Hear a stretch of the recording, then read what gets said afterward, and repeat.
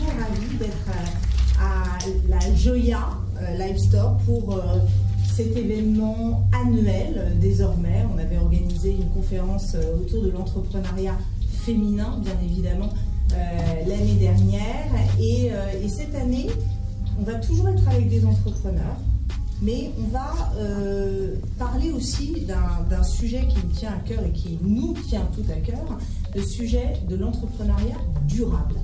Et on a 4 intervenants qui vont nous traiter de différents aspects de cette notion de durabilité. La durabilité en tant que mindset, qu'est-ce que ça veut dire? La durabilité humaine et la durabilité entrepreneuriale. Évidemment, les 3 sont interconnectés, mais ça nous semblait intéressant, ça me semblait aussi intéressant. On l'a évoqué d'ailleurs avec Sandrine Mons, donc, qui dirige Joya. Et voilà, donc c'est pour ça qu'on vous a concocté quelque chose d'un peu différent que d'habitude. Alors, à mes côtés, Julie Sarfati-Renaud, qui est COO et cofondatrice de Furifuri. Bonjour Julie. Natsuko Peroma du Marais, donc CEO de Furifuri. Alors Furifuri, c'est ça, hein, vous allez pouvoir déguster tout à l'heure.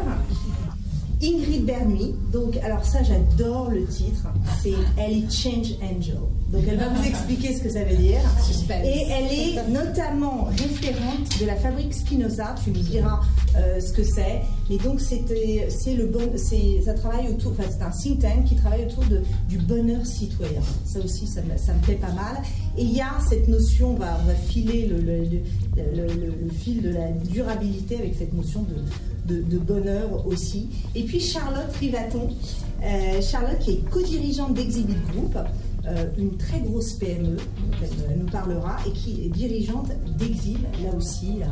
Voilà, on est aussi sur cette notion de durabilité, de management durable. Voilà.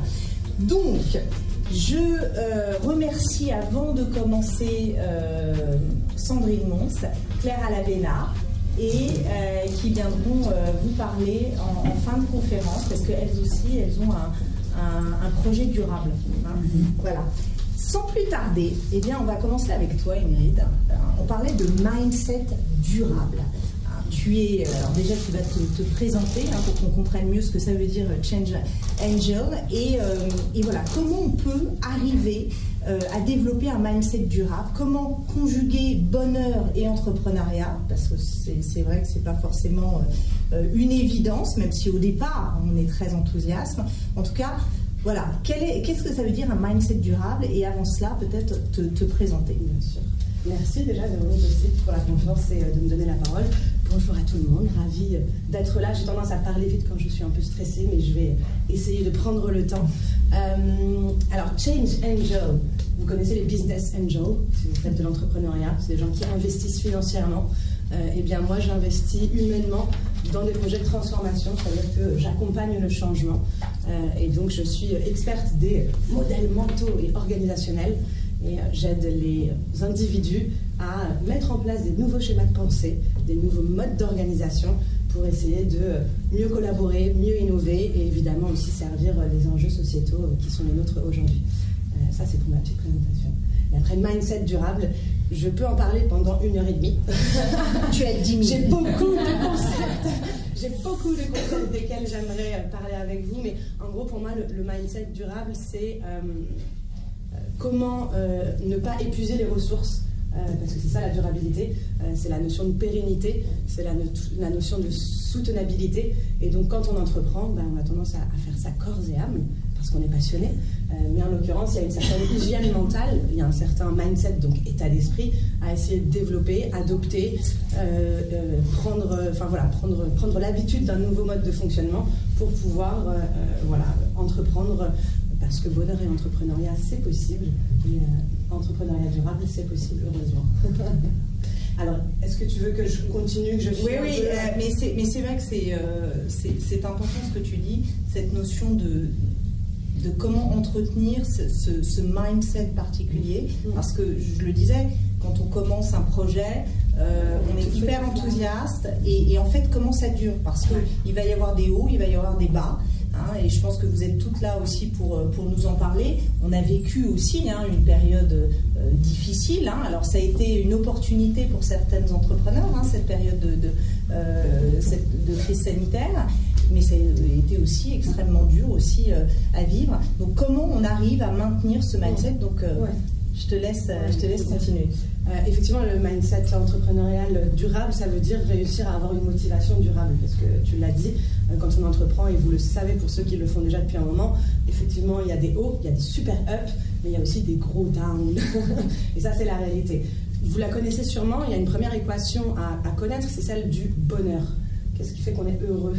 En fait, le bonheur, c'est le niveau de satisfaction qu'on a vis-à-vis de ce que l'on vit. Il y a une équation qui est simple, attente versus ce que je vis. Si mes attentes sont très importantes et que ce que je vis est en dessous, je vais être déçue et je vais pas être heureuse. Donc déjà, c'est important, mais je vais vous donner quelques petites clés parce que c'est important de mesurer ça. Et donc, si j'imagine que la vie entrepreneuriale, ça va être que des ups et que ça va être un truc génial comme ça, je risque d'avoir des petites problématiques. La deuxième chose, c'est qu'effectivement, il y a une question de motivation. La motivation, elle est durable quand elle est branchée au bon endroit. D'ailleurs, je reviens, il y a une autre équation, je vais vous en donner plein, je trouve ça super intéressant. C'est même un tableau pour les écrire si tu veux. Je pourrais les écrire effectivement, mais la réussite ou le... Tu les écrire. Si tu veux le faire, tu es génial. Tu veux faire bonne alors. Oui, allez. La réussite c'est finalement la performance, c'est le plein potentiel moins les interférences. Il y a plein de choses intéressantes, mais c'est pour poser des notions en fait. Et c'est aussi une question de motivation. Alors, les interférences. Le plein potentiel. Alors, plein potentiel. Le plein potentiel, c'est le potentiel. On enlève les interférences. Ça veut dire qu'il faut développer son potentiel quand on est entrepreneur. La motivation, et c'est d'abord ce dont je voudrais parler, c'est ce qui va nous mettre l'élan. C'est qu'est-ce qui va faire que je vais avoir envie. Il y a différents types de motivation, et ça, c'est hyper important. Il y a les motivations intrinsèques. J'aime faire du tennis. Voilà, ça, c'est très simple. J'aime faire le ménage. Il y a des motivations conditionnées, extrinsèques. C'est vrai. C'est une réalité pour moi. Je n'ai pas vu par hasard. Il y a des motivations qui sont extrinsèques, ça veut dire qu'ils vont être conditionnés. C'est-à-dire qu'elles vont être conditionnées au résultat. J'aime faire du tennis si je gagne. Là, on n'est plus sur la même motivation. On est sur le fait que c'est chouette si jamais j'y arrive. Et il y a des motivations extrinsèques un peu moins sympas. Et parfois, les projets entrepreneuriaux naissent à ces endroits-là. On parle souvent d'ikigai, vous devez avoir des notions comme ça. Ça naît souvent parce qu'on trouve qu'il manque quelque chose ou qu'on pourrait améliorer quelque chose. Et il y a un type de motivation qui va être « je ne supporte pas l'idée de ne pas gagner au sport. Je ne supporte pas que ça se passe comme ça dans la société, etc. » Et donc de là, il peut y avoir des projets entrepreneuriaux qui naissent parce que j'ai envie de contribuer à quelque chose qui ne se passe pas comme je souhaiterais.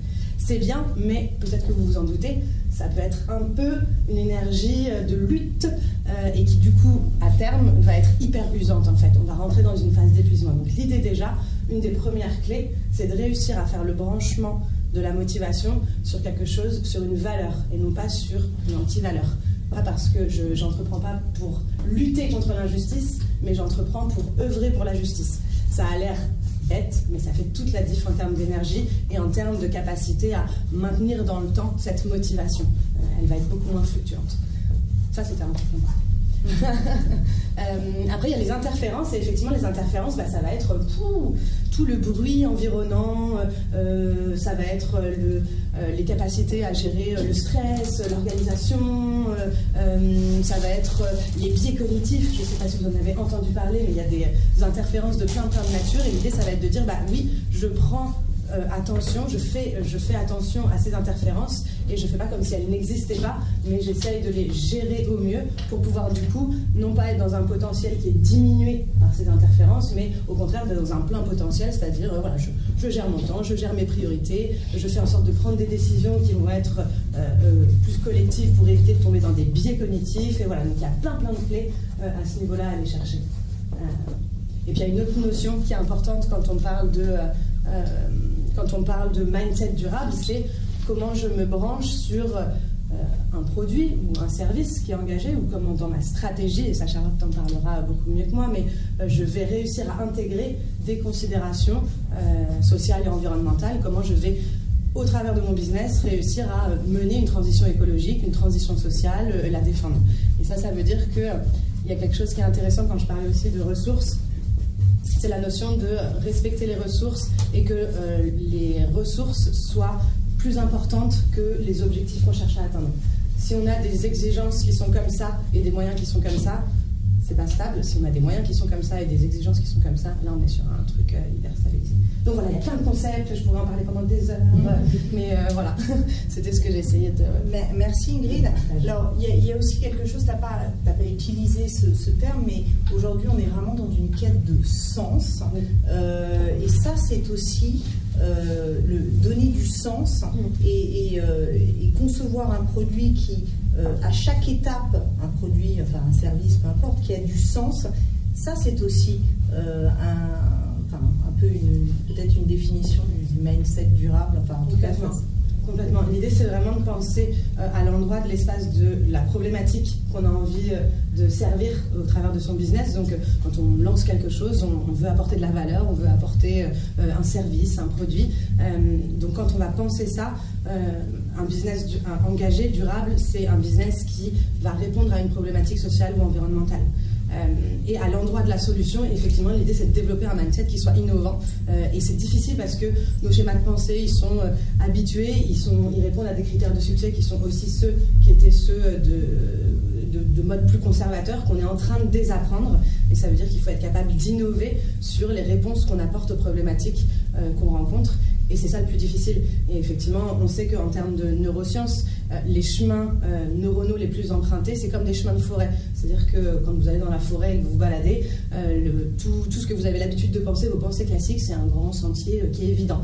Et en fait, on a la possibilité, on le sait aujourd'hui, on a une neuroplasticité, on a la possibilité de créer des nouveaux sillons, mais au début, c'est pas évident. C'est comme emprunter un sentier qui ne serait pas encore tracé dans une forêt. Et c'est ça qu'on doit apprendre à faire, c'est à se dire, ah bah tiens, j'avais pas vu, mais là, hop, il y a une brèche et j'ai peut-être un nouveau chemin qui peut me permettre d'innover, d'être créatif et d'aller apporter des solutions renouvelées. Donc, un mindset qui soit non seulement engagé, mais en plus hyper créatif. Hyper créatif. Alors justement, très concrètement, comment on passe justement à on prend un chemin de traverse, enfin, comment on passe à ce niveau de créativité? Est-ce que tu as des tips, c'est vrai qu'on a tendance à rester dans notre sillon et pas forcément avoir la tête dans le guidon, hein. Je pense qu'on est toutes comme ça, on est entrepreneur, on veut avancer sur son projet, mais parfois on ne regarde pas à côté et c'est dommage. Comment on arrive à changer un peu, changer de chemin pour développer, innover, voilà. Ouais, ça demande de sortir aussi d'un certain nombre de conditionnements et de pression. On sait que la créativité, elle est moins importante quand on est sous pression. Quand on est en stress, on fait appel à un lobe, on fait appel à des fonctions cérébrales qui sont primaires, on va dire, alors que la créativité demande de faire appel à un mode mental plus adaptatif. On vient chercher le cortex préfrontal, tout ça. Mais du coup, ça veut dire qu'il faut réussir à prendre le recul. On doit vraiment, effectivement, réussir à sortir de la pression du résultat, sortir de la pression du temps, créer de l'espace mental et se dire, ok, là je pose. Et ça veut dire peut-être revoir certaines croyances aussi importantes au démarrage. Ça veut dire justement croire que prendre le temps, c'est en gagner en fait. Si on ne pense pas comme ça, et bah du coup, straight to the point, je vais chercher la solution tout de suite, il faut que j'arrive au point le plus vite possible. Si je me dis, hey, je préfère prendre le temps, regarder, et plutôt que de courir, peut-être que je vais pouvoir construire un engin qui va me permettre et prendre un vélo pour arriver finalement encore plus vite à ma destination. Et c'est ça qu'on ne sait pas bien faire, c'est ça qu'on est en train d'apprendre à faire. Et après, il y a plein de tips, mais effectivement, la qualité des questions qu'on va se poser va donner la qualité des réponses. Et c'est vraiment ça, essayer de démultiplier et les points de vue et la manière de questionner et d'aller chercher d'autres problématiques, de regarder, d'être dans une posture d'ouverture, de curiosité, de néophyte, comme un enfant qui découvrirait le monde. C'est vraiment une clé hyper importante pour pouvoir essayer de regarder les choses autrement, aller chercher des gens qui ne pensent pas comme vous, qui ne connaissent rien au business que vous faites, c'est une super clé. Le pas de côté. Exactement, le pas de côté. Je pense que ça fait totalement écho, Ingrid, ce que tu dis à Charlotte. à son propos. Voilà, d'ailleurs, elle prend beaucoup de notes. Ouais. Charlotte, donc je le disais, hein, tu es la dirigeante d'Exhibit Group, qui est une entreprise qui, depuis que tu l'as repris avec ton frère et ta sœur, a vraiment été en croissance, en forte croissance. Vous avez plus que doublé, je crois, vos effectifs. Justement, toi, tu es complètement dans cette démarche, puisque quand tu as repris l'entreprise, tu as dû faire ce pas de côté, prendre du recul pour mieux, avancer encore plus vite finalement, survivre et puis justement initier un nouveau départ, puisque là vous êtes vraiment en très forte croissance. Oui, au départ, effectivement, il y a quelques années, c'est ce que je vous racontais tout à l'heure. Au moment où on a repris notre entreprise avec mon frère, c'est le moment où c'était une entreprise familiale, donc on gérait avec mon papa, ma maman, et puis nous, les enfants, quand on est enfant d'entrepreneur, en général, on y travaille le week-end et puis quelques nuits aussi pour pouvoir manger. Et en fait, il y a quelques années, notre maman est décédée, et c'était la même année où on venait de racheter les parts de mon père. Donc du coup, on s'est retrouvés à la tête de cette entreprise qu'on connaissait un peu, parce qu'on y bossait. Et moi, je suis instite à la base, donc j'ai pas fait d'études d'entrepreneuriat. Et mon frère n'a pas eu son BEP, donc autant vous dire que sur le papier, on mise pas beaucoup sur nous, quoi. Et en même temps, c'est ce que tu disais tout à l'heure, quand on est confronté, ce fameux chemin là dans la forêt, en fait, là, on n'a plus trop le choix que d'aller emprunter d'autres chemins. Ça oblige à arrêter de pédaler, vraiment, et à se poser les questions. D'abord, à se poser les questions de comment est-ce qu'on va continuer à avancer, tout en préservant notre âme, parce que on nous a transmis des valeurs humaines qui sont importantes. Et à la fois, alors, la première question qu'on s'est posée, c'est celle-là, en fait. Donc, comment on va gouverner notre entreprise. Donc, du coup, ça nous a amené vers des modèles managériaux différents. D'abord, ça nous a amené à élargir notre comité de direction, parce que, comme je vous le disais, nous, on n'est ni des financiers, ni des directeurs marketing, ni des stratèges, on est des gens qui savons bien découper au cutter dans un atelier au départ. Donc on a revu nos systèmes de gouvernance, et puis on s'est entouré de gens qu'on trouvait inspirants, intelligents, qui nous amenaient vers d'autres chemins. Donc ça a été la première décision. Et puis la deuxième décision, ça a été d'élargir notre comité de direction et de prendre des temps un peu forcés au départ, qui font partie maintenant de la culture entreprise, mais un peu forcés, où on se dit on part 3 jours et qu'est-ce qu'on va faire? Rien, on va travailler sur nos liens du cœur, parce que nous, on est une entreprise familiale, que ce qui a fait qu'on en est là aujourd'hui, c'est qu'on s'est beaucoup aimé, et si on veut pouvoir continuer à avancer ensemble, on va travailler ensemble sur nos liens. Et donc on va apprendre à se connaître, on va apprendre à chercher chez chacun d'entre nous quelle est notre source, donc quelle est notre intention profonde pour le monde, comment est-ce qu'on le met au service de l'entreprise, comment on se met au service les uns des autres, comment est-ce qu'on peut trouver un rapport commun entre tout ça. Donc c'est les premières questions qu'on s'est posées, c'est ça qui a transformé la gouvernance de l'entreprise au départ. Donc ça, c'était la première étape. Et puis après, tout ça, ça en découle qu'on transforme la culture de l'entreprise au fur et à mesure. Aujourd'hui, on a un coach en interne qui travaille à 100% du temps avec toutes nos équipes terrain dans l'atelier pour apprendre à communiquer, à s'écouter, à parler en termes de besoins, à prendre du temps. On prend beaucoup de... Alors, les premières années sont un peu dures quand on prend beaucoup de temps pour faire des réunions, parce qu'on se dit donc on fait tout le temps des réunions alors que nous on fait de la production. Qu'est-ce qui est en train de se passer? Peut-être rappelle ce que vous faites. Ouais, alors en fait au départ notre métier c'est un métier d'industriel.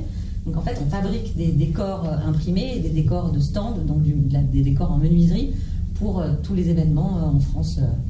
Donc voilà, nos clients. Dont le Festival de Cannes. Voilà, je cite. Des modes, des grandes entreprises, je ne sais pas toutes citer, mais voilà, des entreprises qui ont besoin de communication en fait. Et donc ça, c'est le métier de départ. Donc en fait, on est des gens qui produisons des décors, donc on a des grands ateliers et on fabrique. Donc on sait tous fabriquer, on sait coudre, on sait souder, on sait coller, on sait construire. Enfin voilà. Donc ça, c'est notre métier. Donc je disais tout à l'heure, il y a cette idée dans cette conférence de durabilité. Ouais. Là, on est vraiment dans le management durable. Ouais. Et en fait, ce que tu nous as déjà décrit, ce que ça voulait dire pour toi. Ouais. Et en fait, la beauté de tout ça, c'est que les gens restent, les gens sont engagés, et les gens ont envie de venir chez toi, surtout. Ils ont envie de venir alors on en discutait tout à l'heure, pour ceux qui sont des artisans et qui aiment ces métiers-là, c'est aussi, il y a des gens qui ont envie de venir, il y a des gens qui restent. notre comité de direction élargi, c'est 30 personnes, on est 170 personnes dans le groupe, c'est 30 personnes. La dernière fois qu'on s'est arrêté pour discuter ensemble, pour échanger ensemble, on a fait venir Philippe Fournier, qui est un chef d'orchestre, qui a travaillé avec nous sur comment est-ce qu'on travaille sur son intuition en tant que comité de direction et où est-ce qu'on a envie d'aller ensemble. Donc du coup, on n'était pas du tout dans nos métiers de fabrication, on était vraiment dans de l'intuition, dans de l'émotion et dans où est-ce qu'on va. Et donc ça aussi, ça fait que les gens restent parce que du coup, on fabrique avec eux les projets de demain en réalité. J'avais une question peut-être après. On aura la partie question, notez-la, gardez-la. Voilà. Justement, parce que c'est vrai qu'il y a eu quand même souvent des entreprises qui faisaient ce genre pas d'expérimentation, mais qui faisaient venir des personnes qui n'avaient rien à voir. Qu'est-ce qu'il en ressort finalement? Parce qu'on pourrait se dire, là je joue la provoque, voilà, le côté c'est gadget, c'est sympa, voilà, mais qu'est-ce qu'il en reste et comment concrètement ça devient tangible en fait? Est-ce qu'on arrive à le mesurer? Bien sûr qu'on le mesure parce qu'en fait, ce qu'il en ressort en fait, c'est qu'on retravaille sur la vision et sur la stratégie à long terme. Et que quand on travaille sur la stratégie à long terme, personne dans un groupe de 30 personnes ne te dit mon rêve ce serait qu'on fasse des décors encore plus grands pour polluer encore plus la planète. En réalité, les 30 personnes qui sont là, ils te disent en fait, est-ce qu'on ne devrait pas utiliser nos savoir-faire et faire quelque chose de complètement différent? Et est-ce qu'on ne pourrait pas monter un business parallèle? Donc c'est là que on se pose des questions. Nous, on a participé à la convention d'entreprise pour le climat. Quand on arrive en étant un industriel, c'est pas facile, on est confronté, on a été habitué dans nos fonctionnements à toujours faire du chiffre, du dev, du chiffre, du dev, et puis tout d'un coup on se dit attends, pas du tout en fait, j'ai envie de changer. Donc en fait, ce qui ressort de ça, c'est qu'on a retravaillé notre vision et que du coup on a pu se dire qu'on voulait plutôt investir dans une partie immatérielle de notre métier, qu'on est des pros de l'événementiel et qu'on sait organiser des événements géniaux parce qu'on connaît la logistique sur le bout des doigts, parce qu'on sait sourcer des intervenants, parce qu'on connaît les intermittents de spectacle, parce que c'est nos métiers, et qu'en même temps on pourrait en faire quelque chose qui apporte un supplément d'âme au monde, j'allais dire. Et du coup, c'est comme ça qu'on a créé cette petite filiale dont on parlait tout à l'heure, qui s'appelle Exil, et qui a pour intention de dire, nous on a changé notre gouvernance, on connaît l'événementiel, et si en fait on crée des événements inspirants pour les autres chefs d'entreprise, et du coup on gère toute cette partie logistique et sourcing d'intervenants. Notre intention là, c'est pas de gagner de l'argent, mais c'est plutôt de pouvoir sensibiliser et du coup avoir justement pour le coup un changement de paradigme et voilà, de se dire on se lance dans un projet un peu fou mais qui nous fait rêver, qui nous plaît, qui nous fait du bien. Et donc voilà, ce comité de direction de 30 personnes, il réfléchit ensemble aussi à comment on va vers tout ça. Alors que ça fait hyper peur, je ne vais pas vous mentir, ça fait peur de monter une filiale où on se dit non, en fait, le but c'est pas de gagner de l'argent, c'est de sensibiliser. Mais du coup, c'est quoi notre but? Mais tu vois bien que ça change les relations aux clients, ça change les relations aux fournisseurs, ça change les relations aux gens avec qui on travaille. Donc c'est en train de transformer notre écosystème de façon profonde, comme un terreau qu'on fertilise, mais c'est pas mesurable ça. C'est juste une sensation où voilà, donc on en est là en fait. Tu en parles très très bien. Il y aura des questions après, mais c'est vraiment voilà. Donc Exil, vous avez fait un événement l'année dernière. Ouais. Quelle était la thématique Alors l'an dernier, c'était se perdre pour se retrouver. Parce que pour aller trouver qui on est. C'est bien d'aller se perdre un peu justement dans les sentiers parallèles des forêts. Et cette année, c'est s'inspirer du monde pour explorer les possibles. Et du coup, cette année, on a fait venir des intervenants et des gens comme dans l'entreprise dont je vous parlais tout à l'heure, Singa, des gens qui travaillent avec des artistes exilés. En fait, l'objectif de cette année, c'est de s'inspirer vraiment des pratiques qu'on peut trouver à travers le monde et d'aller chercher chacun d'entre nous quelle va être la nôtre de pelote de laine. Est-ce que ça va être par la sensation qu'il y a une transition climatique et écologique où on doit être un acteur? Est-ce que c'est par l'art? Est-ce que c'est par la philosophie? Est-ce que c'est par... Et donc c'est que chacun puisse aller démêler sa pelote de laine pour repartir de cet événement en se disant ok, j'ai trouvé mon bout à moi et je sais comment je vais rayonner parce que j'ai trouvé une communauté, parce que je me suis sentie bien, parce que ça m'a fait du bien de prendre du temps pour moi. Et maintenant, dans mes décisions de chef d'entreprise ou d'association, j'ai envie de fonctionner différemment, profondément différemment. Et si on a réussi ça, on aura tout gagné. Enfin, voilà. on aura, je pense, des questions. Alors, durabilité, entrepreneuriale, évidemment, on a tous parlé de ça, puisque Charlotte, tu es entrepreneur également. C'est avec vous, Natsuko et Julie. Alors, vous allez mieux vous présenter, mais je voulais commencer par toi, Natsuko, puisque aujourd'hui, tu es la cofondatrice de Fury Fury, mais tu as eu une vie avant, et tu as travaillé avec de grands chefs, comme Alain Ducasse, comme Robuchon, comme Anne-Sophie Pic. Tu les as aidés, et évidemment tu pourras compléter mon propos, à ouvrir des restaurants, etc., de par le monde. Moi, j'avais envie de te poser une question avant que tu nous le dises. Ces grands chefs, ils durent. Ils durent. Je veux dire, ils sont là depuis, je ne sais pas depuis combien de temps, et Alain Ducasse. Est-ce que tu as pu comprendre quel était leur secret, justement, pour durer en tant que chef d'entreprise, continuer à être, dans une expression un peu désuète, mais dans le vent, toujours innover, on parlait d'innovation. Est-ce que tu as réussi à percer un peu cela? Bonne question. Je vais prendre l'exemple d'Alain Ducasse, pour qui j'ai travaillé pendant 10 ans, donc, que je connais quand même bien. Je pense que c'est une remise en question éternelle. Avant, donc, comme je le disais, j'ai travaillé 10 ans pour Alain Ducasse, où j'ai fait 8 ouvertures de restaurants. Donc j'avais commencé en l'an 2000, où à l'époque il n'était pas connu comme aujourd'hui. Donc c'est pour ça que j'ai eu de la chance de pouvoir travailler pour lui vraiment en direct, et puis voir grandir le groupe qu'il a aujourd'hui monté.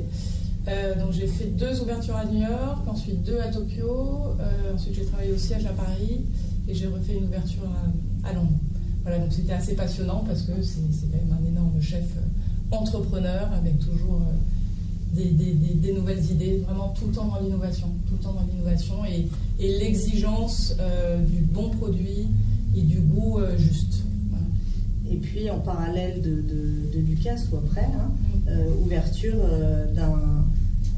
d'un lieu à Londres, d'un bar à vin chic, un peu plus pensé par des femmes, donc il s'appelle Claret. Claret, exactement. Et à Marylebone. Julie, entrepreneur, serial entrepreneur en fait. Toi, tu as... Comme les jeunes femmes là, qui sont avec moi ce soir. Mais avec un parcours très original, pharmacienne de formation, et puis après raconte-moi un peu quel est ton parcours. C'était les valeurs ancrées, justement, il fallait... moi, dans ma famille, faire des études, pharmacien, médecin, droit, machin, voilà. Donc moi, j'ai fini pharmacienne. Et puis, la vie m'a amenée très vite à l'étranger. Je me suis retrouvée avec un diplôme au Moyen-Orient qui ne valait absolument rien. Donc, il a fallu que je me réinvente un peu. Donc, je suis partie dans l'industrie cosmétique chez L'Oréal. Donc, j'ai fait mes classes, j'ai appris plein de choses. Et puis après, on est parti avec mon mari en Asie, en Chine. Et là, je vous parle des années 2000. Donc, en Chine, personne ne parlait anglais. On arrive là-bas, mon mari qui travaille 24 heures par jour, et moi je me retrouve à partir à zéro en fait. Donc il faut se réinventer, se poser les bonnes questions. On n'avait pas d'enfants à l'époque, donc les journées étaient un peu longues. Et je me suis dit, j'ai bossé dans l'industrie cosmétique, je suis en Asie, il y a beaucoup de cadeaux promotionnels, c'était le développement du cadeau promotionnel à cette époque-là. Et moi j'en achetais quand j'étais chez L'Oréal, donc pourquoi je ne les ferais pas fabriquer et puis j'irais les présenter aux différentes marques. Donc voilà, j'ai commencé toute seule chez moi, et puis 15 ans plus tard j'ai fini avec une jolie société, de très belles personnes qui m'avaient suivi depuis le début de l'aventure, et puis un projet où on avait envie de revenir en France. Parce que 20 ans à l'étranger, on avait d'autres aspirations, des contraintes familiales aussi. Et il a fallu encore une fois se réinventer, parce que... Et là j'ai pris un peu de recul justement, et j'ai fait appel à des professionnels comme toi, très bienveillants, pour que la société perdure. Une société qui avait évolué, parce qu'on a commencé, il ne faut pas se le cacher, à envoyer des containers de petites pochettes en plastique, et en 15 ans le marché a complètement changé, donc pour la durabilité, les matières durables, éco-sourcées, etc. Même si on était en Chine, on était très sensibilisés à ça, et voilà, et j'ai dû au fil du temps me réinventer pour pouvoir faire le jump et repartir en France, et que ma société continue sans moi, mais avec des super personnes, voilà. Et voilà, et puis après j'ai eu la chance de pouvoir la céder, donc me réinventer une nouvelle fois. Continuer, je suis serial entrepreneur, et voilà. Donc il y a un lien qui vous unit quand même, c'est l'Asie. Parce que Natsuko, je ne l'ai peut-être pas dit, mais tu es franco-japonaise. Donc voilà, ça se voit un petit peu. Voilà. Donc il y a l'Asie comme point commun. Alors c'est Fury aujourd'hui, votre bar que vous avez créé en 2021, en post-confinement, enfin entre les deux en tout cas. Alors, qu'est-ce que c'est déjà le Furikake et comment est née l'idée en fait? L'idée, en gros, c'était en plein Covid. Donc moi, comme on l'a dit, j'avais ce bar à vin à Londres et l'idée c'était d'en ouvrir d'autres dans des villes qu'on aimait avec mon associé. Donc c'était d'en ouvrir un à Paris, un à Tokyo, un à New York. Enfin voilà, on rêvait un petit peu de faire ça. Et le Covid est arrivé et là d'un coup on pouvait plus voyager, je pouvais plus aller à Londres. Et là je me suis dit, oula non, c'est vraiment une mauvaise idée de se lancer dans d'autres bars à vin. Et du coup j'ai pris le temps de réfléchir à mon avenir un petit peu professionnel, puisque finalement c'était mon projet de vie qui tombait à l'eau un petit peu. Et il se trouve que pendant le Covid, vous le savez tous, on passait quand même beaucoup de temps à la maison, et j'ai donc un mari et trois petites filles, et il fallait quand même leur préparer des repas. Et voilà, et donc pour faire simple et bon, je faisais souvent du riz japonais avec ce fameux furikake qui est un condiment japonais, et je pensais que c'était bon pour la santé parce que c'était avec des algues. Et en fait, j'ai pris le temps de vraiment regarder de plus près toutes les compositions des furikake que je trouvais, et ils étaient toujours remplis d'additifs, de conservateurs, de sel, de sucre et de colorants. Et j'ai essayé d'en trouver des naturels, je me suis dit, non, mais c'est impossible d'en trouver. Et c'est là que je me suis dit qu'il y avait vraiment quelque chose à faire, parce que c'est un assaisonnement qui permet d'assaisonner tout type de plats, etc. Donc j'en ai très vite parlé à Julie, qui elle avait vendu sa société, et puis je pensais qu'elle avait sûrement envie de remettre un pied dans l'étrier. Voilà, et c'est comme ça qu'on a donc créé Fury, qui est le premier furikake entièrement naturel. On a pris le parti d'utiliser uniquement des algues de Bretagne, et on est sur une liste d'ingrédients très courte, entièrement naturelle, et on utilise seulement 5% de sel ajouté par recette, et le pouvoir salant est amené par ces algues. Voilà, et c'est un chef japonais que je connais bien depuis très longtemps qui s'appelle Keisuke Matsushima, que vous connaissez peut-être, qui habite à Nice depuis plus de 20 ans, qui est un chef passionnant parce qu'il est spécialiste du goût umami et il éduque les enfants à utiliser moins de sel, moins de sucre dans leur cuisine, qui a créé les 4 recettes de lancement, et on s'est fait également accompagner par une nutritionniste, Caroline Joucla, niçoise aussi, qui a mis en valeur toutes les valeurs nutritionnelles du produit. Donc ça, c'est le début du projet, cette idée de développer l'entreprise qui est créée en 2021. Ouais. Et puis, évidemment, il faut tester, il faut lancer déjà. Enfin, vous avez choisi le crowdfunding. Pourquoi ? Crowdfunding. Alors, il fallait qu'on soit rassurés. Nous, on était convaincus que le produit était bon. Il est très bon, vous allez le goûter tout à l'heure, au goût et pour la santé, mais on se dit on arrive avec un nouveau produit, le furikake, soyons honnêtes, personne n'en avait jamais entendu parler. Moi j'ai entendu ce mot-là la première fois de la bouche de Natsuko, et on s'est dit voilà, il faut qu'on crée cette image de marque, qu'on fasse connaître ce produit, qu'on sente l'attraction de marché. Je pense qu'on avait besoin d'être rassurés toutes les deux, et le crowdfunding c'était le tremplin pour nous, le test on va dire, avant de se lancer à plus grande échelle. Et ça, c'était quand, le crowdfunding ? C'était en décembre, novembre de l'année dernière. Donc, énorme succès. Ouais. Peut-être que vous pouvez nous partager des petits tips aussi, parce que là, il y a des entrepreneurs, il y en a peut-être qui ont envie aussi d'entreprendre, et c'est un bon moyen aussi, mais il faut vraiment maîtriser la communication. Oui, je pense qu'on s'est fait accompagner par une agence de com pour vraiment, dès le début, réfléchir à cette marque. Parce que on ne voulait pas se lancer justement rapidement et tout de suite se retrouver la tête dans le guidon. Non, on a vraiment pris le temps avec Julie, presque 18 mois avant de lancer la campagne Ulule. Donc on a pris le temps de réfléchir qui on est, où on veut aller, qu'est-ce qui nous anime, qu'est-ce qui est important pour nous. On voulait créer une marque durable, On a mis tout ça vraiment sur papier, et puis on a réfléchi, puis aujourd'hui ça a donné cette marque, mais il y a eu beaucoup de réflexions derrière. On a vraiment pris le recul parce qu'on pensait que c'était important, et quand on était prêt, on s'est lancé sur cette campagne Ulule. Et donc là, je serais ravie de vous donner des conseils si vous êtes intéressés, même après.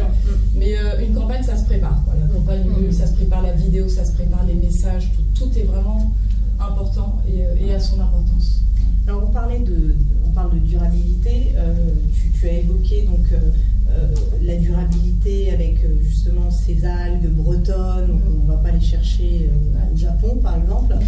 Quels sont les autres dans la conception, le packaging, enfin comment vous avez travaillé cette notion de durabilité? Qu'est-ce que ça veut dire pour vous? Parce qu'il y a aussi des engagements auprès d'associations, vous les développez, enfin voilà, quel est pour vous le sens de cette notion de durabilité pour votre produit Fury Fury? Il y a ce que vous voyez, le packaging, donc, qui est entièrement recyclable, ça c'était important pour nous. Le papier craft est issu de forêts gérées durablement. Et puis il y a tout ce qu'il y a dedans, les ingrédients. On a privilégié les circuits courts d'approvisionnement, on fabrique en France, on a réfléchi aussi à ne pas au flux de marchandises. Donc on fabrique dans une région française où sont stockés nos produits, où sont conditionnés nos produits, voilà, pour éviter qu'il y ait trop de CO2 qui se dégage pendant des transports, qui ne ferait pas sens. Et puis on a créé un produit qui fait sens, parce que le sel, on sait qu'on en mange tous, on en consomme tous 2 fois 3 minimum, et qu'il est temps vraiment de s'en préoccuper, parce que ça a des conséquences sur la santé très néfastes, au niveau cardiovasculaire, au niveau de l'hypertension artérielle. Il y a quand même un adulte sur 3 dans le monde qui souffre d'hypertension artérielle, donc et qui doit réduire sa consommation de sel. Donc ça nous tenait à cœur aussi de ne pas lancer un condiment pour lancer un condiment, mais de lancer un condiment santé, voilà. Donc c'est qui est intéressant pour les enfants, pour les adultes, pour les personnes plus âgées, voilà. Donc on s'adresse vraiment à toutes ces cibles.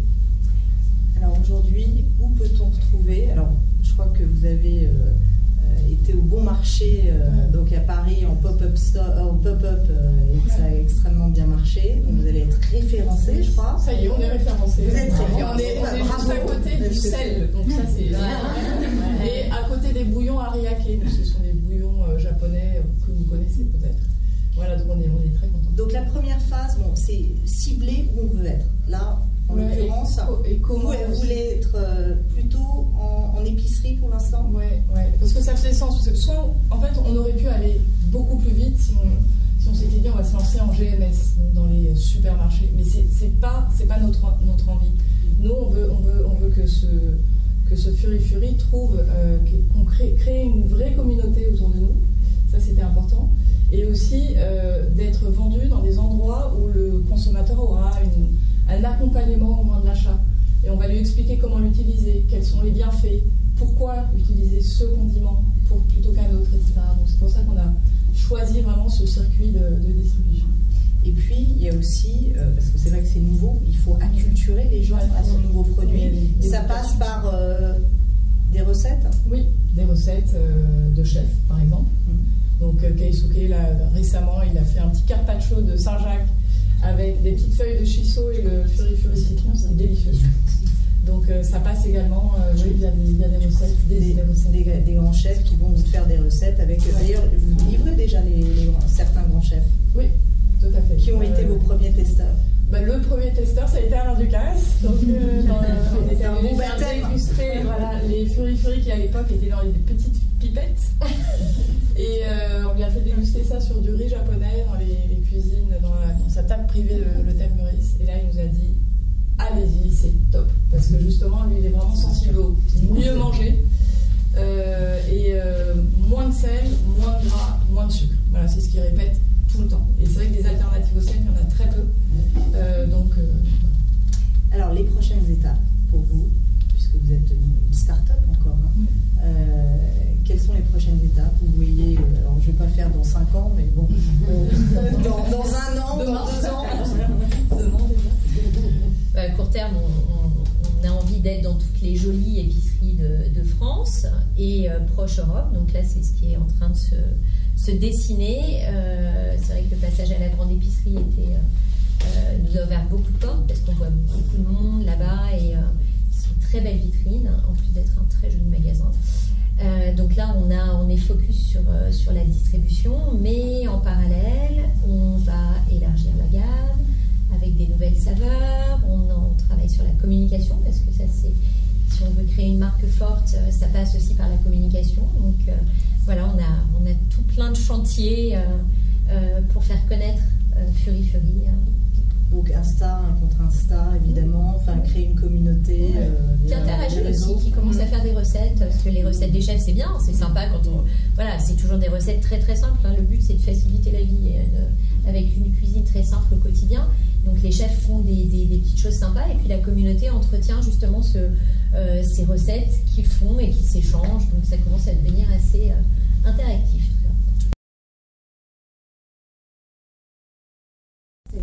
Pour vous qui avez mis tout ce changement dans le management de votre entreprise, comment vous avez financé tout ça? Financer le changement? Oui, parce que le fait justement, par exemple, partir 3 jours, ça veut dire que vous versez les salaires des gens. Ah oui. Et voilà. Et donc, j'imagine, ça c'est juste une chose dont vous avez parlé, mais il doit y en avoir plein d'autres. Et je me dis comment on arrive à parce que vous avez dit à la toute fin aussi, c'est pas mesurable.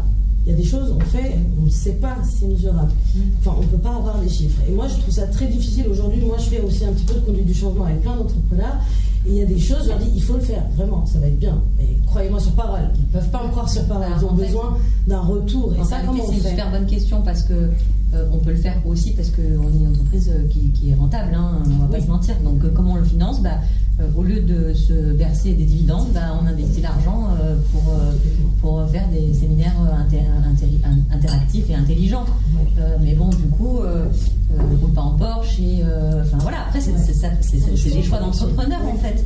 Donc, comment on le finance? En fait, avec les bénéfices de l'entreprise. Voilà. Je ne peux pas être plus honnête que ça, c'est 100% ça. Et oui, et tout le monde est d'accord, parce que le plus important, des fois, c'est de se mettre en disant... Au comité de direction? Oui. Alors, je ne dis pas que c'est simple, c'est un chemin. Aujourd'hui, tout le monde est d'accord. Au début, tout le monde te dit alors, pardon, les trucs de secte, merci, pas du tout. Et ça c'était il y a 8 ans. Et puis, au fur et à mesure, on se rend bien compte que c'est indispensable. Mais non, tout le monde n'est pas du tout d'accord. Non.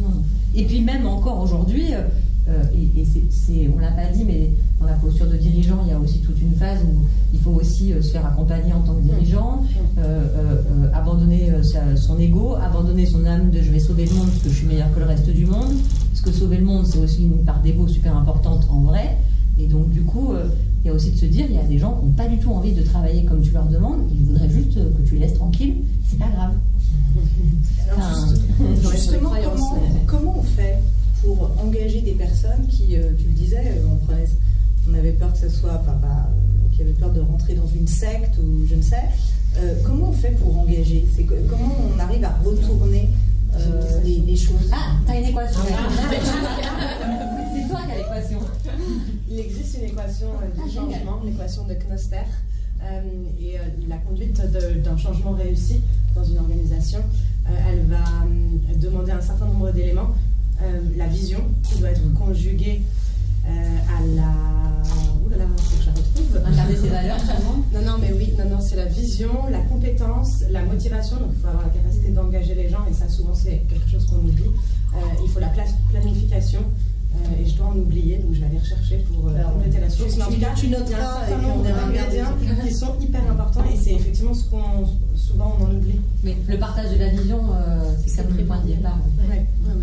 Et il y a la notion de consentement qui est indispensable, c'est-à-dire que souvent on demande à des équipes, je pense, de nous suivre, mais en fait d'abord il faut leur demander s'ils sont d'accord, et il faut essayer d'obtenir ce consentement, ou en tout cas donner le sens et expliquer le pourquoi on le fait, et après ça permet d'aller d'autant plus facilement. Encore une fois, le but c'est de se faciliter la vie, et donc si on travaille en amont, ça fait en sorte que ça va mieux après. J'essaie de retrouver l'équation. D'autres questions?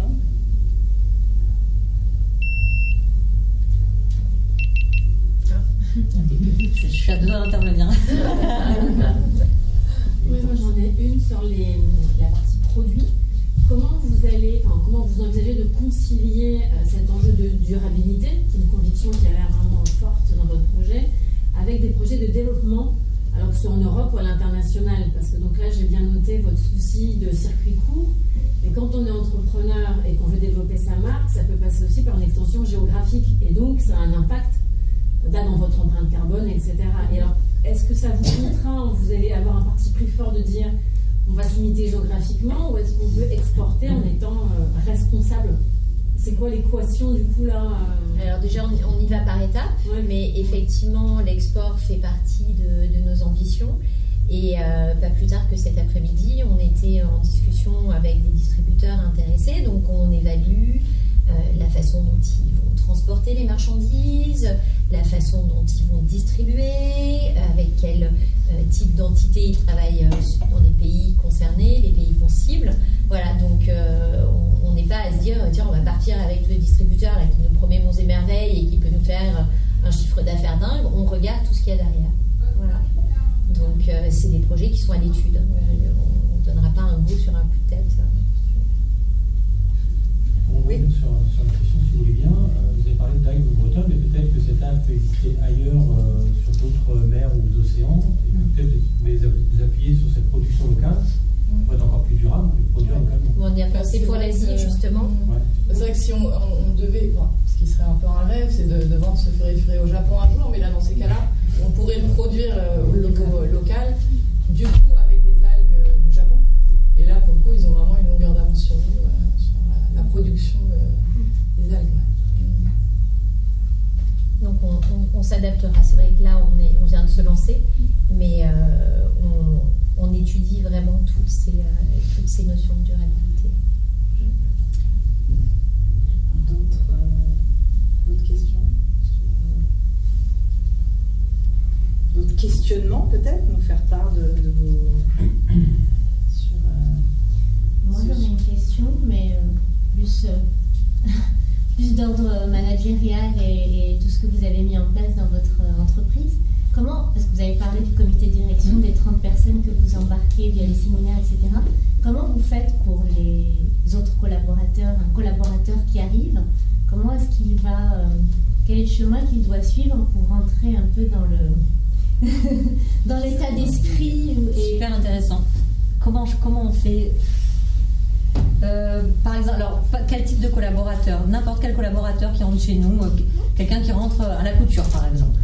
Comment je prends le dernier qui est rentré là aujourd'hui, c'est un couturier. Notre premier couturier, c'est plus des couturières déjà, c'est déjà pas mal. En fait, c'est au fur et à mesure. D'abord, il a un parcours d'intégration. Alors ça, pour le coup, c'est hyper classique, comme dans toutes les entreprises. Et puis après, il y a plusieurs choses. D'abord, nous, moi, j'ai recruté en CDI une coach en fait qui travaille en interne. Elle travaille pas du tout avec les équipes de direction. Parce que dans le coaching, il y a un principe d'éthique. On ne peut pas travailler et avec les équipes de direction et avec les équipes de production ou de terrain. Donc du coup, cette personne, elle est dédiée en fait à favoriser des relations, j'allais dire émotionnelles entre les équipes. Donc en gros, quand quelqu'un arrive au service couture, l'idée c'est que ce service-là, c'est un service qui va forcément avoir au moins du temps de coaching d'équipe, c'est-à-dire comment on se parle, comment on s'écoute, comment on travaille ensemble, comment on décide ensemble. Donc en fait, ils ont des temps de position méta sur comment on décide et comment on fonctionne, qui ne sont pas des temps de métier, c'est-à-dire qui ne sont pas voilà. Donc c'est vraiment sur du fonctionnement humain. Donc elle travaille avec chacun des services, elle travaille aussi sur l'interservice, elle travaille même sur l'interfiliale, c'est-à-dire que les personnes qui sont en production à Nice et les personnes qui sont en production à Paris font des groupes de co-développement professionnel pour justement faire des échanges de bonnes pratiques et pour pouvoir avoir des temps en fait de partage et des espèces de temps d'arrêt quoi.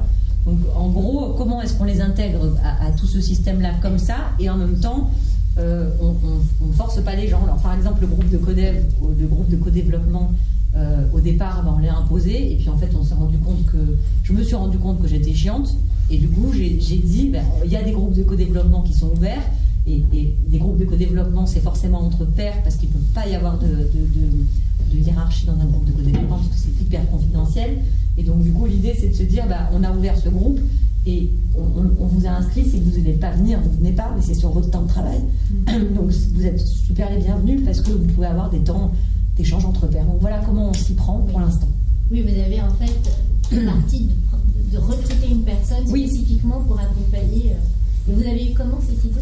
C'est parce que c'est ma meilleure amie.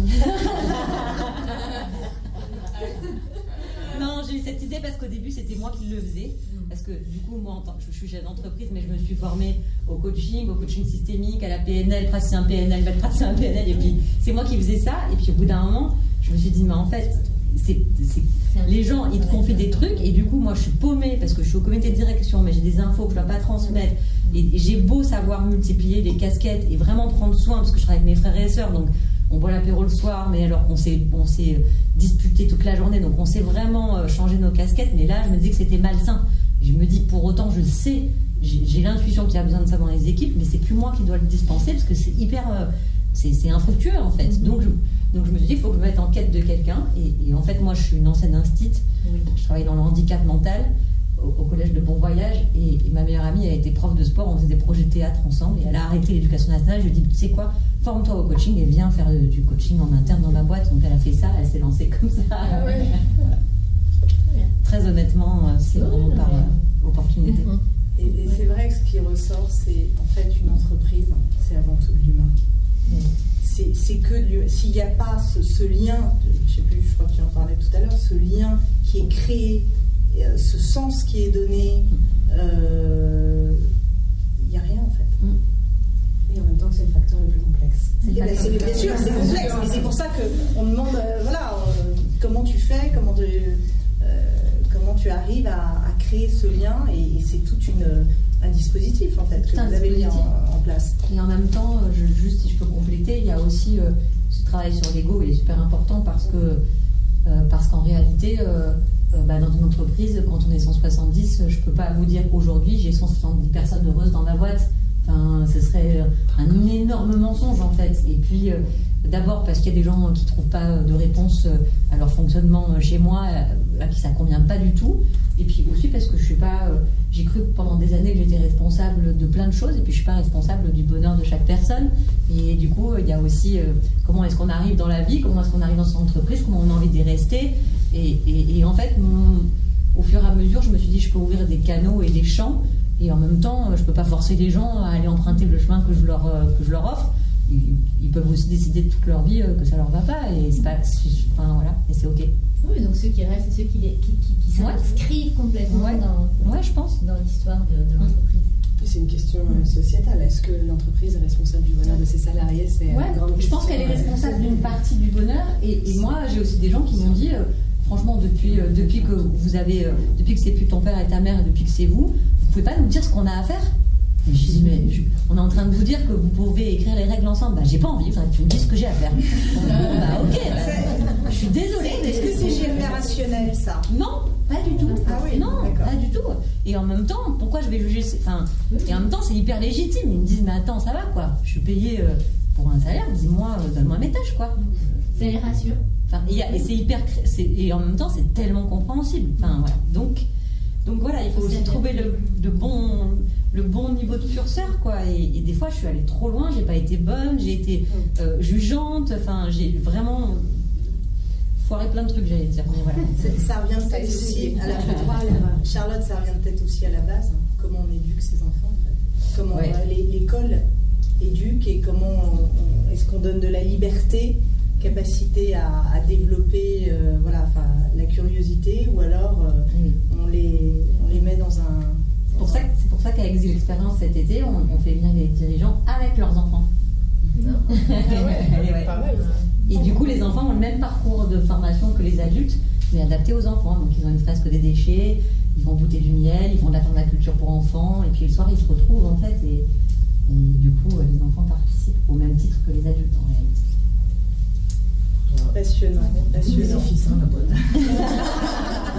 On a envie, on a tous envie d'aller bosser là. Et est-ce qu'il y a une autre question? Non. Ah bah oui. Moi j'ai une question pour vous toutes les quatre. Quand on est entrepreneur, les émotions sont quand même plus fortes que quand on est salarié, même si on a de grandes responsabilités, parce qu'on a l'impression que si on échoue, s'il y a de mauvaises nouvelles, tout peut s'écrouler. Donc, ma question, c'est comment est-ce que vous arrivez à gérer, à vous détacher de vos émotions, même quand elles sont très très très très fortes? Ne t'en détache pas.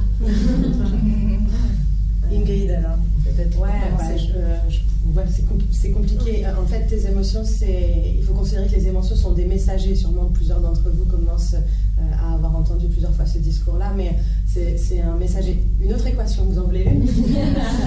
J'arrête plus. Ce qui me manquait tout à l'heure sur Conosphere, c'était la ressource. Et ce qui est important sur l'équation du changement, c'est que si j'ai pas de vision, je vais être dans la confusion.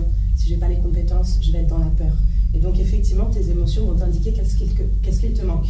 Le stress, il t'indique qu'il y a un élément externe ou interne qui vient te stresser et il va être vecteur de ton niveau de stressabilité. Donc, stresseur fois stressabilité, ça va faire un pic de stress.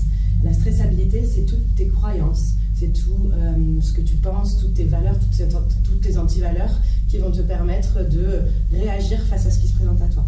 Et donc on peut travailler sur ce système interne, nos systèmes internes de pensée, de croyances, etc. Tout ça, c'est malléable à l'infini et on peut en faire des choses extraordinaires. C'est pour ça qu'on parle de potentiel illimité, etc. Bon, voilà, on n'y croit pas, mais en tout cas la réalité, c'est qu'on peut changer une croyance limitante en « je ne suis pas bonne pour du travail intellectuel, je suis une manuelle ». C'est bien, mais du coup, je suis manuelle, c'est bien, je ne suis pas faite pour le travail intellectuel, c'est limitant. Tu peux, ça se développe, c'est possible. Et donc, l'idée, ça va être d'utiliser les émotions pour voir là où tu prends du plaisir. Et il faut vraiment, dans la vie entrepreneuriale, parsemer ce qui te nourrit et ne pas faire que ton boulot, prendre des temps de respiration, parce que c'est quand on divague qu'on récupère de la distance et qu'on arrive à créer. Enfin voilà, il y a plein de choses à faire pour retrouver un équilibre. Et effectivement, entendre quand il y a une émotion dite désagréable, c'est de se dire qu'est-ce que j'en fais, qu'est-ce qu'elle vient me dire sur moi, et c'est peut-être l'occasion de travailler dessus. Et vraiment, encore une fois, comme on l'a dit, la question, c'est de réussir à faire des contraintes, des opportunités. C'est-à-dire là, mon stress, avant que je vienne prendre la parole, est-ce qu'il me dit je ne suis pas assez préparée, auquel cas je vais potasser mon discours? Est-ce qu'il me dit juste ça m'impressionne toujours de prendre la parole devant moi, mais même si je me plante, c'est pas grave, genre est-ce que je vais mourir? Non. Il faut savoir que le stress, c'est un réflexe qui nous servait juste à la survie. Aujourd'hui, on a du mal à prendre du recul. Il n'y a pas d'enjeu de vie ou de mort dans ce qu'on fait. Mais notre cerveau, il ne fait pas la différence. C'est-à-dire que le signal d'alarme du stress, il va vous mettre dans un état de « il faut que je reste en vie ». Et ce mode survie, il vous empêche d'aller chercher des ressources beaucoup plus créatives. Donc voilà. Et tout ça, ça s'apprend. Il y a des gens comme moi qui le font. Il y a beaucoup de ressources qui sont libres et à disposition pour le faire. Mais c'est au contraire, pour moi, on a besoin de reconnecter avec l'intelligence émotionnelle, avec l'intelligence du cœur pour pouvoir entreprendre durablement et pour être sur quelque chose de détaché, fluide, smooth. Et on le dit, on entend aussi beaucoup quand c'est aligné, il y a tout qui se déroule. C'est un peu gadget et en même temps, c'est une réalité. Ouais, mais on est aligné, désaligné, voilà, c'est arrivé à... justement là-dessus, peut-être Natsuko, Natsuko et Julie, comment on gère ces émotions, surtout quand on est au début d'une aventure, Oui, il y en a beaucoup. Ouais. Non, mais je dirais peut-être, je vais parler pour nous deux, mais c'est aussi toutes nos années d'expérience, je dirais. On a une certaine maturité qui fait qu'on arrive à prendre le recul nécessaire. Je pense que c'est une certaine sagesse, un grand mot, je veux dire, mais on est investi émotionnellement également, mais on arrive à faire la part des choses aussi entre justement l'émotion qui est personnelle versus ce qui est bon pour Fury, quoi. Prendre du recul, s'extraire du bocal.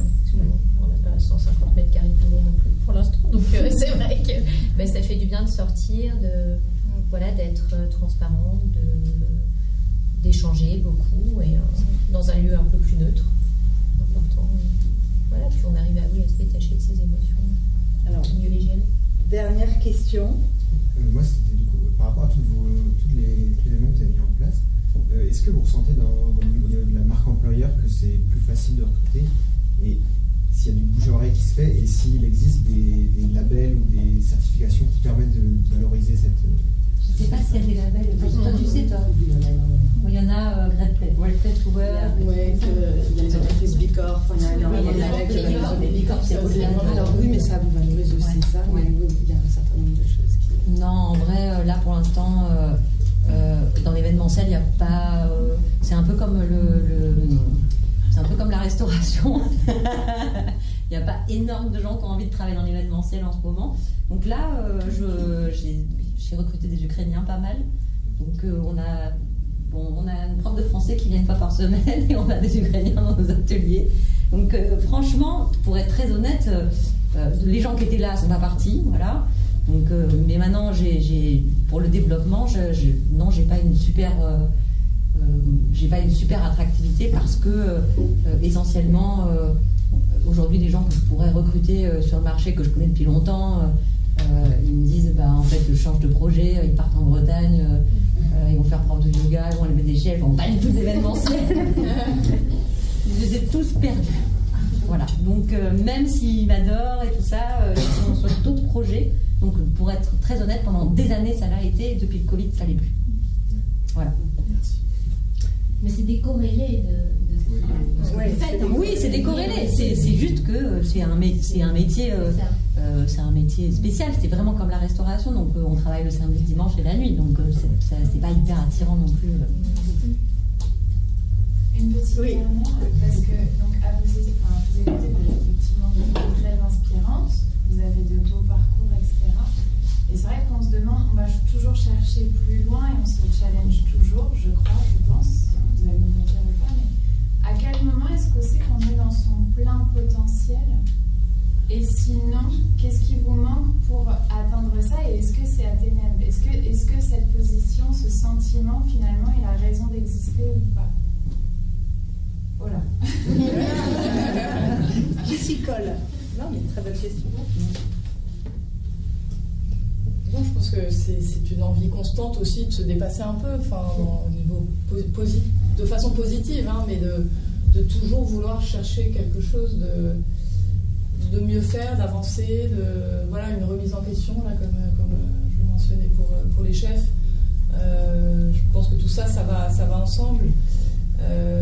Mais c'est pas pour autant, en tout cas là je parle pour moi, c'est pas pour autant que je me sens insatisfaite en fait. C'est pas ce sentiment n'est pas né d'une insatisfaction parce qu'aujourd'hui je me sens plutôt alignée, j'ai envie de dire, mais c'est juste cette envie de faire quelque chose qui aura un impact ou qui peut, même à petite échelle entre nous. Embaucher notre premier alternant, je sais pas, des petits plaisirs comme ça, et de se dire que on va pouvoir avancer et créer quelque chose. Je sais pas si ça répond à la question, mais Moi, le plein potentiel, je pense qu'on est à la recherche d'eux, et c'est un peu comme égalité, fraternité. C'est des choses qui sont des objectifs, mais qui sont difficilement atteignables. Mais je pense que vous avez tous eu ces moments de flow, ou ces moments de grâce, où vous avez l'impression que vous êtes en train de faire un truc, où vous avez un talent particulier, une zone de génie. Ça, c'est intéressant. Et effectivement, la logique du mindset entrepreneurial durable, c'est d'aller essayer de chercher à s'améliorer en continu. Et quand tu disais toujours plus, c'est toujours plus de quoi? Moi, par exemple, je ne suis pas forcément à la quête de plus d'activité, à la quête de plus de rémunération. Par contre, je suis à la quête de plus d'incarnation de mon message, à la quête de plus de sagesse, à la quête de plus d'équilibre. Et donc, qu'est-ce que c'est le plus, en fait? Et ça, c'est intéressant de le travailler. Encore une fois, c'était quand je vous disais les questions et les jauges et les critères, c'est quel va être le plus? Qu'est-ce que j'appelle être un plein potentiel? Est-ce que c'est être overbooké et avoir tout le temps du monde qui m'appelle? Ou est-ce qu'au contraire, c'est réussir à avoir quelque chose d'hyper calibré et voilà, c'est ça avec lequel je pense qu'on essaie d'apprendre tout à dealer quand on est dans l'entrepreneuriat. Et je pense... Oui. Non, allez-y. J'avais une dernière question, peut-être la dernière. Je voulais savoir comment être sûr comment s'entourer déjà des bonnes personnes et comment être sûr que ce soit les bonnes. Et à quel niveau vraiment vous avez dit votre meilleur ami, tant mieux, c'est bien tombé, mais pour le coup, quand on connaît vraiment, on n'a pas forcément de réseau. Donc pour ma part, je suis seule. J'ai du réseau, mais je suis seule dans ma société. Donc, comme vous deux, comment vous êtes vraiment pas rencontrer, mais être sûr que c'est la bonne personne, c'est le bon moment. C'est le feeling. Une bonne question, c'est vraiment une question de feeling en fait. On s'est tout de suite bien entendu. quand on s'est rencontrés. Ça a été très fluide parce que justement, je pense, oui, il y a eu l'Asie. L'Asie qui a été quand même un élément fondateur, et puis le fait qu'on ait passé toutes les deux énormément d'années à l'étranger pour arriver ici, qui n'était pas notre région non plus, ni l'une ni l'autre. C'est le destin. Puis une bonne entente, voilà. Puis, non, c'est vrai beaucoup de transparence, beaucoup de communication, de confiance. Voilà. Mais je pense que c'est un feeling mais avant tout, en fait. Et pour vous, du coup, quand vous êtes entourés, c'est vos frères et sœurs, mais après, les gens d'après. J'adore cette question. Moi, je dirais que c'est un coup de foudre, en fait. Comme en amour, en fait. Il y a des gens. Ouais, mais il y a des gens. Des fois, tu peux juste les voir entrer dans une salle et tu as un coup de foudre. Et on sait qu'il va se passer quelque chose parce que, en fait, c'est indéniable, en fait. Et c'est comme un coup de foudre amical, un coup de foudre professionnel, c'est la même chose. Et en réalité, je crois que c'est vraiment ultra intuitif pour le coup et qu'il faut se faire confiance, en fait. La bonne personne, c'est celle dont on sent qu'elle est pas là pour nous nuire, qu'elle n'est pas nocive, qu'elle est présente, pleinement présente quand elle est avec nous et qu'elle prend soin de nous autant qu'on prend soin d'elle. Je crois que c'est ça. J'ai ma meilleure amie, mais on en a choisi plein d'autres, des gens, et des fois, et je crois que c'est des coups de foudre. Et franchement, des fois, c'est pareil. C'est sur le papier, on n'aurait pas dit ça, et puis on grandit ensemble avec les gens, quoi. Là aussi, c'est être connecté du coup à ses émotions, et ça demande aussi de se connaître, c'est-à-dire pour quelles raisons je vais avoir envie. Est-ce que c'est pour des raisons d'ego? Est-ce que c'est pour des fausses bonnes raisons que j'ai envie de me rapprocher de cette personne? Et, enfin, pour quelles raisons? Et ça donne des éléments de réponse. Ce qui était intéressant, c'est que tu disais tout à l'heure que toi, tu ne voulais plus entreprendre toute seule. Ouais. Ça, c'est une vraie question aussi à se poser. Est-ce que j'ai envie d'être toute seule? Est-ce que j'ai envie d'être avec quelqu'un? Qu'est-ce que j'ai envie que ça complète ou pas? Quel type d'association j'ai envie d'avoir? Ça, c'est des grandes questions, mais qui sont importantes à se poser et qui peuvent changer en cours de route. On peut aimer au début être solo et après vouloir le faire en équipe. Et, voilà. Passionnant. Toutes les quatre, franchement. Et les questions qui ont abondé aussi. C'était un pas de côté de l'entrepreneuriat aussi. Et je pense que c'est important de se poser toutes ces questions-là. On a évoqué vraiment beaucoup de choses sur le pourquoi de l'entrepreneuriat, mais plus globalement le sens qu'on veut donner à sa vie, impact. Tu as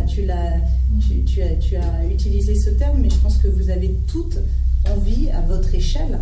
Et votre échelle, voilà, c'est vous qui décidez la taille de l'échelle, mais d'avoir un impact. C'est vraiment ça, c'est peut-être, ça rejoint cette notion de durabilité. Merci à tous et à toutes surtout. Et donc on se retrouve pour le cocktail. Merci.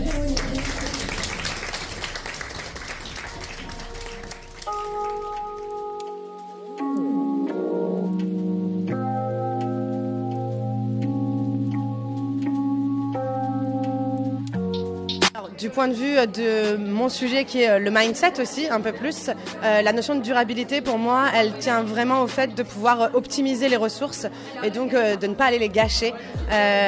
Donc voilà, la durabilité dans l'entrepreneuriat, c'est vraiment cette capacité à aller se brancher à des ressources qui vont être infinies, à les développer et à pouvoir du coup les exploiter au mieux pour répondre aux enjeux sociétaux qu'on connaît aujourd'hui.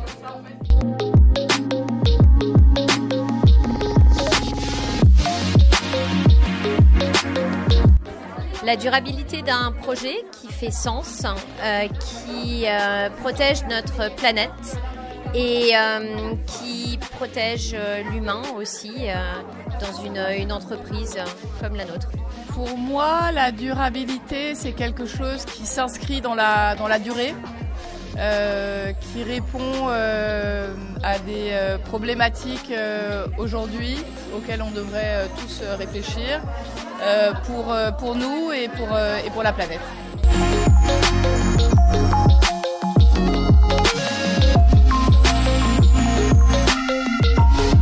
Pour qu'il y ait durabilité, il faut qu'il y ait une vision d'abord, partagée entre les gens qui partagent des valeurs et une vision commune. La durabilité, c'est de faire en sorte que les gens s'engagent sur un chemin commun pour justement durer dans le temps, ensemble. La durabilité, c'est en tant que... moi, je suis un acteur industriel, c'est de se poser des questions, de savoir comment est-ce qu'au travers de mon industrie, je peux créer une économie régénérative et donc être durable dans le temps. Et l'économie régénérative, je l'ai travaillée au travers de la CEC. La CEC, c'est la Convention des entreprises pour le climat. Et donc, comment je fais pour créer en fait une économie qui soit parallèle et différenciante. Et donc, comment j'ai un impact différent dans le monde.